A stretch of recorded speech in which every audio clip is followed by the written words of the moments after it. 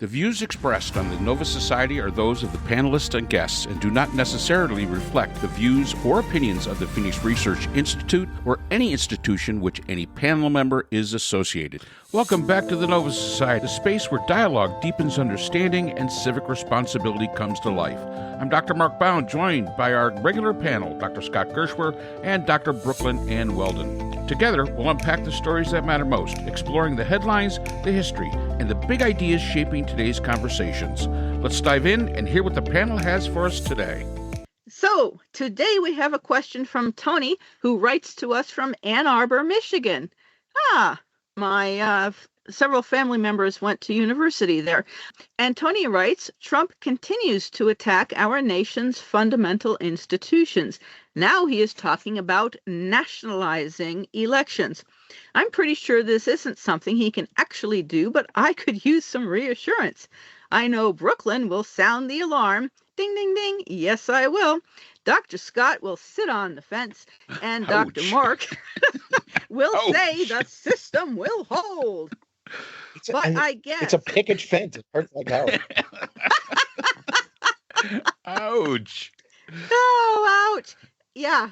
And but I guess the fact that Trump is even talking about this, and some people are making it appear normal, is what has concerned me. Trump really can't do this, right? Not Go ahead, Brooke. No. Let's hear what YouTube has to say. Well, I've listened to a number of different commentators. Legally, Tony, no, he cannot do this. However, I keep hearkening back to Trump saying, well, the Constitution should be abolished and that he has absolute immunity from any crimes he commits while in office. And the time, it seems like, decades ago, back in only last spring, when Trump was meeting with the greatest dictator in the world, so-called, or the coolest dictator in the world. I forget the guy's name, the guy who runs CCOT, the death camp, and is it Ecuador? El Salvador, whichever country it is, that we're paying $6 million. El Salvador, thank you, Scott. That we American taxpayers are paying $6 million to him, this guy, to run this awful place. And the Supreme Court had ruled against the Trump administration 9-0. And Trump and his buddies were saying, the Supreme Court found for us 9-0. And that was not true at all, and demonstrably untrue. Trump's mental state and his ability to fail to see reality has gotten even worse since then. And recently, Trump was speaking at something called the Alpha Club, which made me immediately think of The Little Rascals, which is a television show, if you're not familiar with it, from quite a long time ago, where Trump said that Canada is going to be the 51st state, Greenland will be the 52nd state, and Venezuela will be the 53rd state. And then he said, that's a joke. And no one in the audience laughed. Apparently, everyone was quite shocked. And this was recently after saying, no, Greenland is sovereign, and all the assurances that he made after his humiliating and embarrassing speech at Davos in Switzerland. So the recent raid by the FBI with Tulsi Gabbard in her sunglasses, where she said she was there, but at Trump's behest. She had no business to be there. In Georgia and Fulton County, where the ballots from 2020 were removed and taken into federal custody. Okay, we'll be getting to that, and we'll be getting to that in the next email. Okay, thank you for the reminder. So, Tony, if you want to listen to the future episode, we will be discussing that further. That'll be here on this same episode. It'll be in the same episode. Thank you. I do not have any confidence that the law, the Supreme Court, or anybody will stop Trump from doing anything that Trump wants to do. Apparently the areas of the states of concern, there are 15 states, and looking at like Minnesota, in Minneapolis, where Pam Bondi, the attorney general, said, well, we'll pull that ICE out if you give us all your voter roll data, which would include addresses, social security numbers, how the people voted. And the answer was no. Well, that's extortion. I mean, the federal government has no business in any of this, and the federal government does not run state elections. That is illegal, and no one seems to care. I don't see any Republicans, except for maybe John Thune, saying, well, maybe this, I disagree with this. Okay, but where's everybody else? I mean, to me, this is a serious indicator of people just saying, oh, well, and being fearful.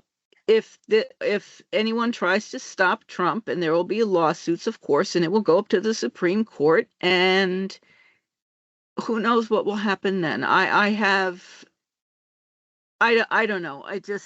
To me, I can see where a manufactured reason for seizing voting machines in 2026, for not certifying any states that don't go Trump's way. If you listen to Dan Bongino's podcast, Trump basically said what he's going to do in 2026. And he's still agitating about 2020. And he won in 2016 and in 2024. Yep. And I still think about this idiotic, I'm sorry, it just really bothers me, the Nobel Prize. Oh, I deserve a Nobel Prize.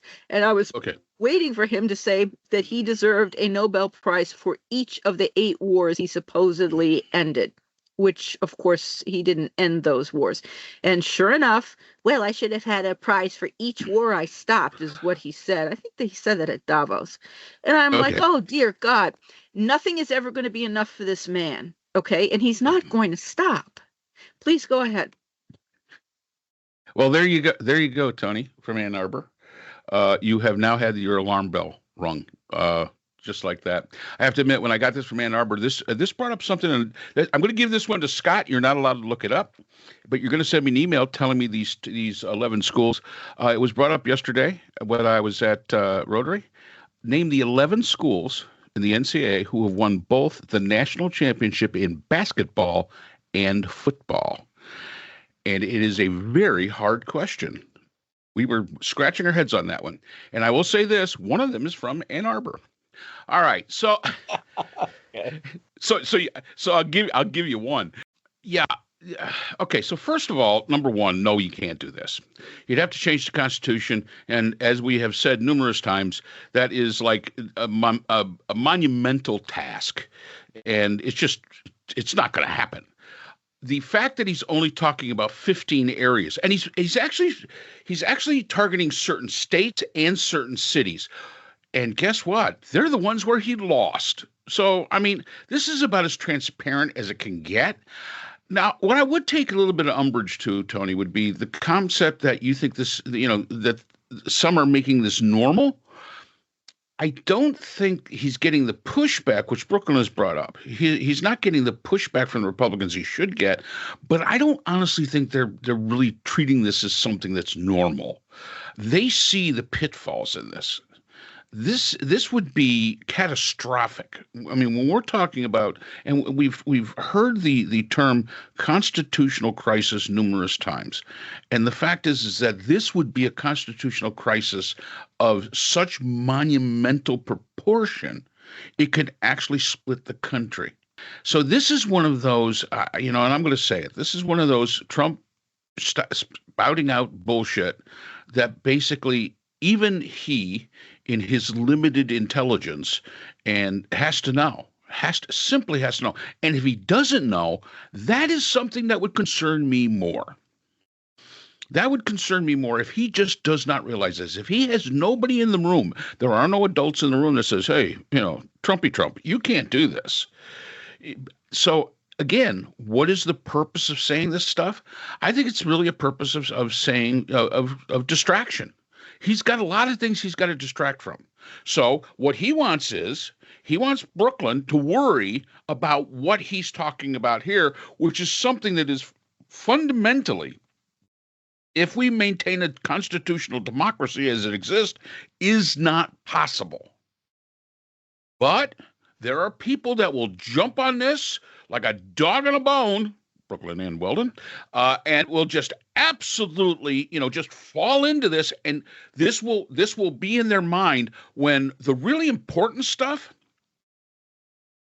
a lot of the really important stuff is basically going, being ignored, such as the Epstein files, such as, the Fed, such as, the things going on in Iran, such as Venezuela, such as Canada, such as, Greenland, such as all of these other issues that we have, such as affordability and, the cost of healthcare premiums, all of that stuff. So, hey, I'm going to give you, those people that are going to go down the rabbit hole, I'm going to give you whatever you need just so you can be like Pavlov's dog. You're going to salivate, and I want you to just chase your tail and ignore all the real stuff that's going on.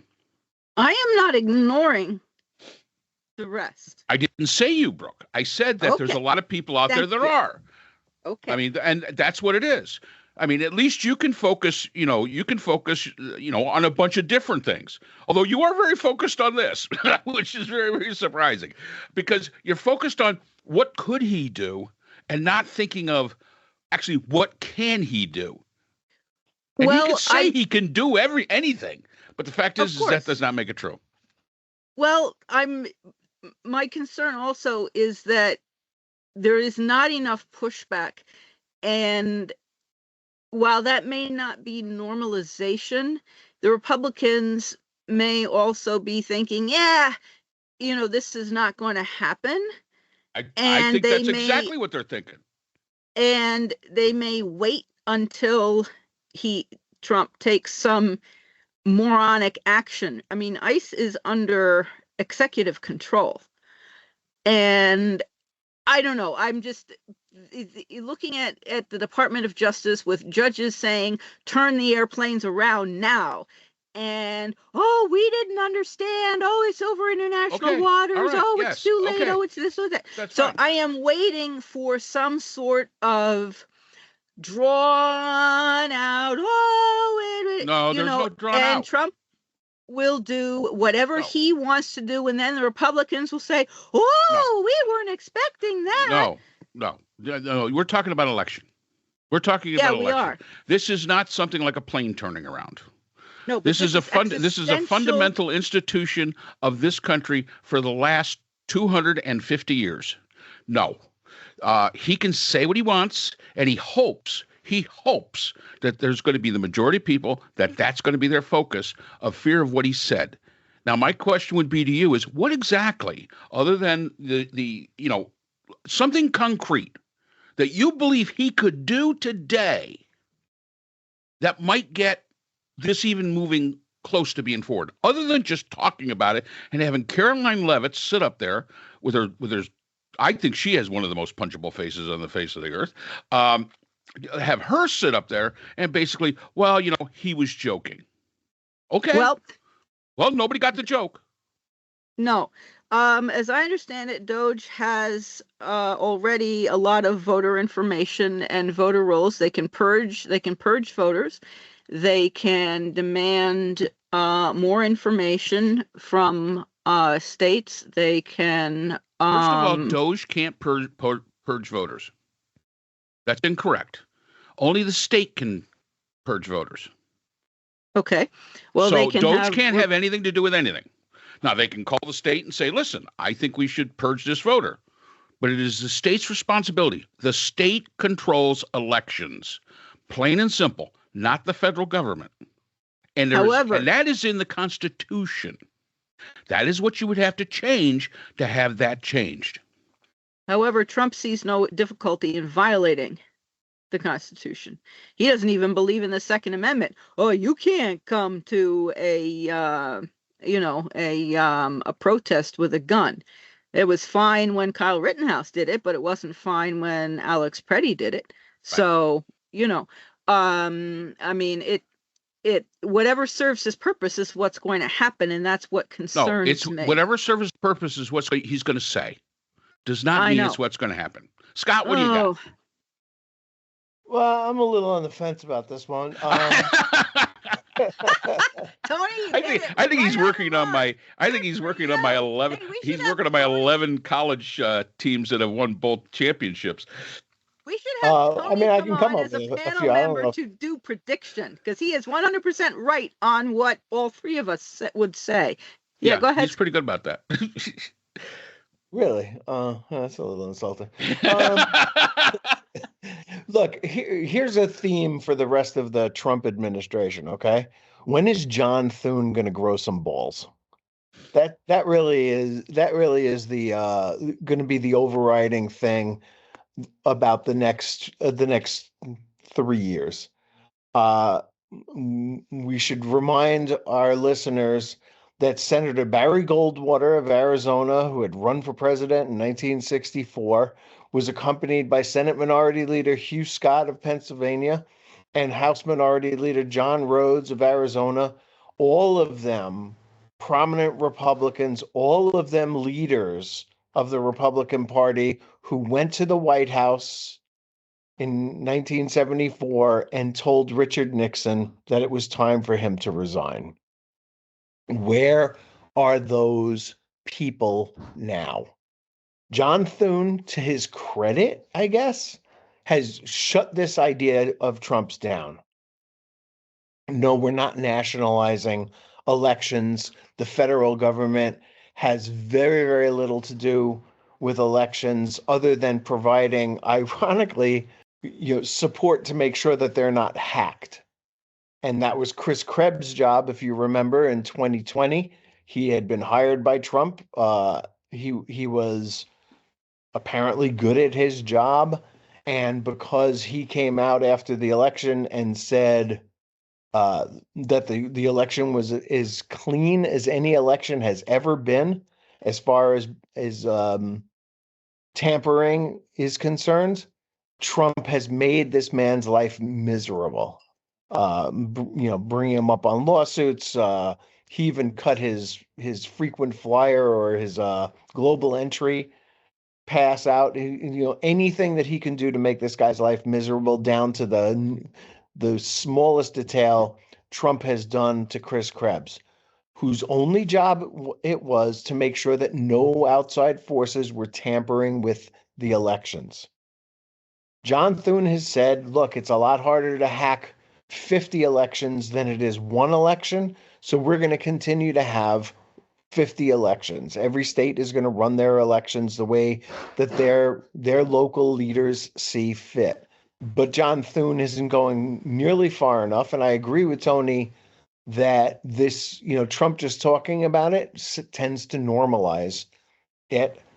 There will be people, I think, who bring up the Voter Rights Act of 1964, which meant that there were several states, I don't remember how many, I don't think it was 15, would have to get pre-approval from the Supreme Court before they could make changes to the way they conducted their elections, because they had a history of tampering with elections in the past. New York State, by the way, was one of those. It wasn't all southern states.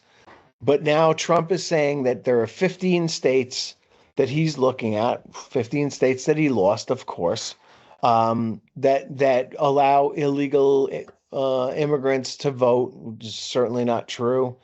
And that the only reason he lost the 2020 election, which he says he would have won in a landslide had it been clean, was because illegal aliens voted. Again, not true. It's hard enough to get American citizens to vote. There's no evidence at all. There's no, it's a kind of an absurd thought to think that somebody who's not eligible to vote and is trying to fly under the radar would expose themselves to the scrutiny of the law by doing something as useless as voting. I mean, one person's vote means absolutely nothing. It's like you might as well just think, I bought a lottery ticket, that means I'm going to win it. It's just not true. So there you have it. I mean, I do think he's trying to normalize the idea that the federal government has a role to play in elections. It does not, other than safeguarding on a high level. Now, I have read, and I think this is interesting. I don't remember if I brought this up in a podcast earlier, that with the help of Elon Musk, Trump tampered with the elections, all three of his elections, 2016, 2020, and 2024. But the only reason he lost in 2020 was because of COVID and the outpouring of mail-in votes that they could not do anything about. I don't know if this is true or not. It's an interesting idea. I think it's probably worth thinking about having a massive movement in the country to use mail-in ballots rather than going to the polling place and using one of those machines. I know that the votes that are mailed in are tabulated on a tabulation machine, which probably could be hacked, but at least you know that you voted. I mean, I think that the thing that was done in the 2024 election was we woke up the next morning, looked at the exit polls and said, why did so few people vote? Well, a lot of people have come out and said, I voted, my vote didn't get counted. And I think that there's probably something to that. And we do need to make sure that every state shores up its voting infrastructure, make sure that it's not hackable, make sure that every vote that is cast is counted, and that no votes that are illegal are counted. It seems to me a fairly simple thing to do. And of course, Trump is really just expressing the fact that he, in his demented mind, he thinks he should win 100% of the vote all the time. I'm sure he points to other world leaders who get that kind of, voting tabulations where they win like 95% of the vote or something like that. It's not going to happen here in the United States of America. And that's kind of what he wishes he had, what other dictators have. He's expressed that a zillion times in different ways about different things, whether it's generals or just people in general, or the fact that they do such a great job of getting the vote turned out in their favor. And he wants that kind of, I don't know what you would call it, estimation on the part of the American people. Not going to happen. Well, it's like it's always been said, it matters who counts the votes that determines who actually wins an election. And just to put this in context, because Scott brought up a great point about mail-in elections, we have a bunch of states today that have only mail-in elections. And starting in 2022, California and Vermont and Nevada have full mail-in elections. In 2023, the District of Columbia went to mail-in. In 2020, Hawaii went to mail-in. In 2012, Washington, Colorado in 2014, and Oregon way back in 2000, and believe it or not, Utah in 2019. Or they basically went to mail-in voting. And there's a bunch of different rules when it comes to smaller, like statewide elections and things like that when it comes to mail-in voting. So mail-in voting is very, very secure, but it also comes down to who's counting the votes. And, there's been some really great commentary on this. And I think it came out of Georgia, out of the state of Georgia, where they said, you know what, it's your neighbors and friends that are counting these votes, not political hacks. Yes, they're allowed to be in the room, but they have to stand like over there. They can observe. They can't interfere. And these are your friends and neighbors that are sitting there counting these votes. And who better should you be able to trust than your friends and neighbors? We're not talking about bureaucrats. We're not talking about public officials. We're not talking about hacks. We're talking about just regular, everyday citizens willing to come in and do this very important job. Extremely important job. And mail-in voting is let's face it, for a country the size that we've got and the amount of voters that we have, and are only conducting elections on one day, on a Tuesday, for who the hell knows why anymore. We've never updated the way we do it. Again, that could be done with the states if they wish. But the fact is that this allows the opportunity for more people to vote. And I understand the more people that vote, that's bad for the Republicans. My comment to the Republicans is this: get a better message then. Don't whine about the process. Get a better message. There is nothing keeping you from being on the right side of history here. Get a good message, put it out to the people, and then see where it goes.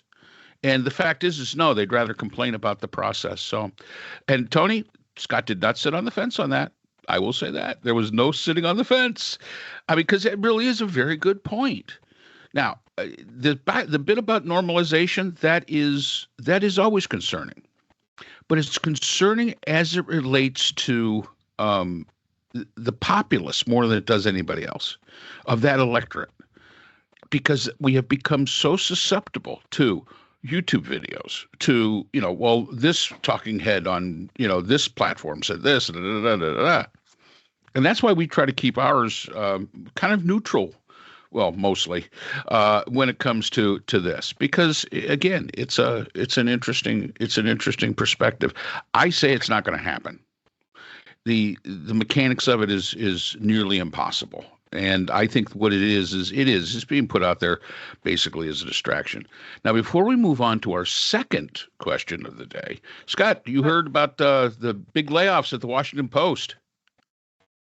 Actually, no, I don't get the Washington Post anymore. I quit. Well, it took a year to quit, by the way. They're taking out sports. They're taking out all sorts. They're taking out all sorts of it. They're gutting it. Jeff Bezos has decided to, because I knew that you were a one-time, big fan of the Washington Post, and they're not looking. It's not looking good. Not looking good at all. I wouldn't expect that. Everything Jeff Bezos has done has been pretty horrible since he got divorced. I think he's actually gone out of his mind. But look, I don't want to jump off this. As I mentioned mail-in voting, and I remember I have my wife's voice in my ear saying, the changes that the postmaster has made have made it more difficult to vote by mail. There was something about the fact that the postmark matters, right? Yeah. And just yesterday, a number of Democrats in the House sent a letter to Postmaster General David Steiner complaining that the Postal Service's regional transportation optimization program threatens the reliability of mail-in voting, just as millions of Americans continue to rely on it. It probably is a follow-through on what the Postmaster General Louis DeMay had done, or I think it's DeMay, yeah. Had done, or delay, or DeMay, or I forget what it was, but during the 2020 election, trying to stop people from voting by mail. In 2024, the Postal Service delivered 3.37 billion pieces of political and election mail, including 222.39 million ballots to and from voters. The number of ballots processed through the Postal Service increased 65% between 2020 and 2024. You have to make sure you vote early because the postmark matters, and they'll hold on to the mail for like a week or something like that before they give it a postmark. Even if you bring it to the post office, they don't stamp it right, or they don't put the postmark right on it immediately. It takes like 3 full days before they can send it in. So you can't do the last minute mail-in voting. But I do think that mail-in voting is probably safer than going to, like, Mark, you're in South Carolina. Thinking back on when Lindsey Graham was crying on TV about the fact that his opponent was outraising him and in cash, and that he didn't have a chance to win this election, and then he won it comfortably. And there was a lot of talk afterwards about the voting machines that South Carolina used that no other states wanted to use because it was so hackable. But the Secretary of State, whose name escapes me, sorry, I would have to look all this stuff up again, insisted, she was the one who insisted that they use these voting machines. I In think South they were Carolina? ES&S, yeah. Yeah, you're talking about Mark Hammond is the Secretary of State. He's been the Secretary of State like forever. Okay. Well, then it was maybe the head of their Election Commission. Yeah. Committee, whoever she was. I mean, it was. Yeah. I do remember that it was a woman. I don't remember her name. Had insisted that South Carolina use these. You know, they had a big process where they were choosing a machine, and everybody else wanted another kind of machine, and she basically just steamrolled them and made sure that South Carolina got these ES&S machines, and that the ES&S machines were hackable, as it turned out. So, you know, again, I think that the electronic voting, computer voting, is probably more susceptible. And you know how everything the Trump people say is an accusation is really a confession. They start talking about Italian satellites being able to change votes, or Venezuelan voting machines. These are things that Elon Musk, probably more than any other single human being in the world, would be able to do. Right? He has his own satellite network called Starlink, and he can use Starlink for a lot of different applications. And is it possible that Elon Musk hacked all three of Trump's elections? Yes, it is. I would not put it past them. And the only election that they lost of the three of them was the one where more people voted by mail, and that voting by mail overwhelmed their ability to cheat on the election. You know what? I'm willing to say that that's plausible. I'm not going to jump off the fence just yet, but I will stand up on the fence rather than sit on it. When it comes to the idea that there was tampering in the 2024 election, and it was done by Elon Musk for the Republicans and Trump, and that's something that really does need to be looked into when Democrats return to power someday. And if anybody doesn't remember, it was Lindsey Graham against Jamie Harrison. Graham won 54% to Harrison's 44%. Probably a little closer than we would have thought. Here in South Carolina, usually that really skews like 60-40 usually. But yeah, there was some questions about the Well, I think the polling was probably flipped that. It was. And that's what Ms. Lindsay was crying about when he was on Fox News that week, the week before the election. Yeah. Saying that he's got no chance to win this. He needs people to help him. Well, my theory here is that somebody helps him. Very possible. Very, very possible. And look, that Trump won all the swing states instead of, again, I mean, it's just. Then is it not possible? There's a certain amount of common sense that you can use that'll tell you it's look legit. Yeah.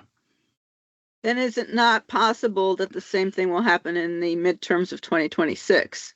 Well, and again, this is South Carolina. I think that there would be a bigger cry for somebody for a recount if a Democrat won. It's just something that doesn't happen here. So it's an interesting concept. It's something interesting to look at. But I think Scott makes a very good point, and the point being that there was considered some issues with the machines that South Carolina used. And is it possible? Absolutely. Absolutely possible. That's why I'm a firm supporter of mail-in voting. I truly am. And if not, I hate it. I really do hate it for it. But paper ballots, you can't mess with paper ballots very much. But the problem is that we are in a society that wants instant gratification. We want to know who won by midnight. You're not going to get that. When the polls close at, say, 9 o'clock in some states, 9 o'clock in the evening, they're not going to have all those votes counted. That's why I think some of these major news outlets try to predict. And we can go all the way back to Truman, when they predicted that Dewey beat Truman in the election, and they were wrong. And fortunately, we haven't had that issue yet. But we have had issues where a state was called, and I've known this in my lifetime, where a state was called and then it was retracted. So, it's going to take time. And the states have time. That's just the other thing that a lot of people that pay attention to voting here in the United States doesn't understand. Yes, the states control the election. However, they also control the time they have to get the election results in. We vote in November. They don't have to submit to the federal government. They've got time. But as a society, because we're so used to instant gratification about what's on the news today or right this second, once those polls close, we want an answer who won. The fact is that that's not the way the system works. The system gives them plenty of time to be able to count those votes. And so many people just don't get it. They just don't understand that that's the way it is, because they want to sit up until midnight or 1 o'clock and get what every single state has done. Now, some states it's easy. Hawaii, yes, the Democrats are going to win Hawaii. California, yes, Democrats are going to win California. New York, yes, Democrats are going to win that. Places like Missouri, yes, probably the Republicans are going to win that. Utah, places like that. There's some that are just so easy. Wyoming, easy calls. But there's some of these states that, such as Arizona, such as Nevada sometimes, that Minnesota, Michigan, Pennsylvania, these are a lot of votes. These are big states, and they have time. And we don't seem to want to give them the time. And I think there's too big a rush to judgment as to who's won, as to who has won. And the fact is that, this is important stuff. Give the states the time to do their thing. Don't be standing out in front of the elections office yelling, "Stop the count," as they did in one. And in another one, in a different state, the same kind of group yelling, "Count the votes." I mean, come on, guys, you can't have it both ways. But because it's a matter of your guy is losing, that's the problem. And the fact is in American politics, if you're not prepared to lose, you're in the wrong damn business. You're absolutely in the wrong damn business. Well, Trump certainly is, because he's not going to accept anything without his winning, and that is a concern for me in 2026, our midterms, because if his people start losing, he is going to start shouting that everything is rigged. And if there were rigged elections in 16, 20, and 24, I don't see anything that's going to stop him in the midterms either. Yeah, but, Brooklyn, let's look at it this way. He said that there's certain areas in 2024, which he won the election, supposedly. He won the election, and he still says it was rigged. Yeah, I know. So that's a 5-year-old argument. That's the argument of a 5-year-old. Yeah, well, he's mentally unwell. I mean, that's I think that's apodictic at this point. You can go back. And he also wants to end mail-in voting, you notice. Yeah. He's been yelling and shouting about that. Yeah, you can't hack it. Apparently, that seems to be why he's so antagonistic. He can't hack it. And by the way, even before 2016, in 2015, during the primaries, he was complaining about the vote being rigged against him. So it even just in the general election, it was during the primary. All right. What do we got on our next question there? Because this has to do with voting. Go ahead, Brooke. All righty. So our next question is from Kaylee, who's from Atlanta, Georgia. And Kaylee writes, the Trump FBI came into Fulton County and stole all the election records. How is this possible? What could possibly be the reason for getting all this information? Do you think Trump, might be trying to purge the voter rolls in an attempt to exclude anyone who voted against him? Why do you think he continues to investigate 2020 when he won in 2024? Excellent questions, Kaylee. Thank you for writing. Mark, Scott? I really think we've kind of answered that in a way. He continues to investigate 2020 because he's a sore loser, and he's got the mentality of a 5-year-old. As to what he could do with this information, I think we've already pointed out. He can't purge voting rolls. That is the responsibility of the state. The federal government can't do that. And what he wants, I don't know. The fact is, he actually has all this information at his fingertips. It's called the IRS. They have pretty much everything the voter registration has, except who you voted for. The IRS has got all the information. They got your social security number. They know how much. They know where you live. They've got it all. Everybody starts crying about all this bit about, privacy and this, that, and the other. I got news for you, people. If you work and pay taxes in the United States, the IRS knows pretty much everything about you. I mean, they truly do. So this concept of, it's my privacy, get over it. That just doesn't work that way. Again, what could possibly be the reason? I couldn't tell you that, but I will say this. I would like to see the judge's justification that issued that warrant. That's the one I'd like to see. Because the FBI went in there to execute a warrant.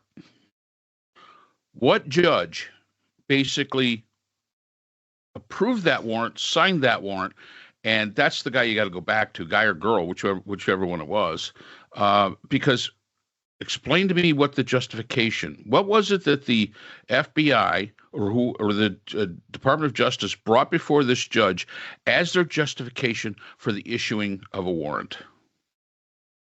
And that would be an interesting question to have. And I don't think we have that information. I'd also like to know who appointed the judge.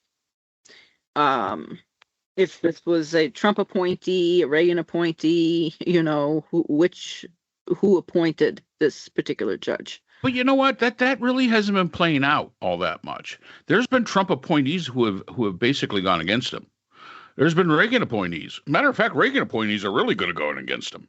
And Bush appointees. I mean, yes, you've got the Eileen Cannons down there in Florida, who probably has no business being on the federal bench, who was appointed by Trump, who's going to do anything she can, because bottom line is that other than that, she'd probably be a public defender at some, backwater county. But yeah, I just really like to know who issued the warrant for that. And Scott? What Tulsi Gabbard was doing there. That's another one beats me. I'm surprised that didn't come up in this email. Tulsi Gabbard, who knows? Yeah, I don't know. It's I've lost all respect for the FBI. I really have. What you got, Scott? All right. So the speculation that I heard was that Tulsi Gabbard needed to get back into Trump's good graces, that she's been out of the loop, and that he assigned her this task to go to Atlanta and grab these votes, and she went along with it. And it's probably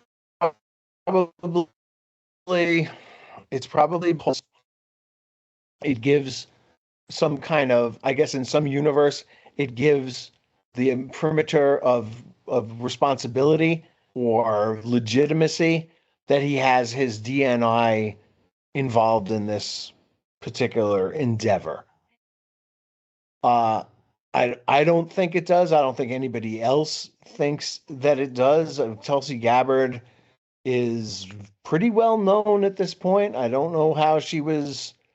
I know she was only confirmed by Republicans, not Democrats, in the Senate. She's been pretty much a shill for Vladimir Putin for quite a long time right now. Now at this point, she doesn't have much legitimacy in anybody's eyes. But if Trump had this job for her to do, I guess she jumped at it and decided to go along with it to try to win, to try to get back into his good graces. I believe, if I'm not mistaken, that the judge that signed off on this is not even in Georgia. He's in Missouri, and that he for whatever reason they went judge shopping and found him, and he was willing to sign off on it, even though it's not in his jurisdiction, even though it's not even his state. But that doesn't matter to the Trump people who don't really care about the law anyway. And so they grab these ballots for whatever reason it is. I mean, we know that Pam Bondi told Governor Walz in Minnesota that this all goes away if you just turn over your voter rolls, right, to us. That they tried to get California's voter rolls, and federal judge, shot them down on that. So whatever it is that they want the voter rolls, again, speculation here, this is not my theory, but I have heard it said that what he's looking for is Republicans whose vote went away from him so that he can persecute them in some way, shape, or form, or scare them back into coming back into the fold. That he can say, hey, Republican voters, I know who you are, and I know that you didn't vote for me in this 2020 election, and I am not going to forget that. So you better not do it again, or something along those lines. Threatening Republicans seems to be, something that he does very well, and it works for him because they're so scared of him. So that's really what it amounts to, in my opinion. He can't accept the fact that he lost that election, even though he's admitted to people that he's lost that election. But it continues to nag at him, just as the loss of the popular vote nagged at him for 2016 for 4 years. That really bothered him, and he tried every which way to suggest that he actually did win the popular vote. So he can't let these things go. I think that's probably what it's all about. It's also interesting to note that Fulton County actually went to a Fulton County judge to block this warrant, and it was denied. I've been looking here while we've been talking about trying to find out who exactly the judge was that issued this warrant, and I am finding nothing so far. So that it could be that it was somebody from outside. It was a federal judge, definitely. Somebody from outside of Georgia, because I can't see anybody in Georgia doing it. What was the reason that the judge in Georgia refused to block the warrant? That I don't understand. Don't know. Okay. I mean, the whole thing to me, the federal government has no business interfering in state elections. So that should never have been issued. And the judge in Georgia should have blocked it. And so I don't understand. Again, it's this permissiveness and refusal to stand up for the rule of law that I find extremely troubling. Well, Brooke, you got to remember, this went before a federal judge, and the federal judge said, yeah, okay, fine.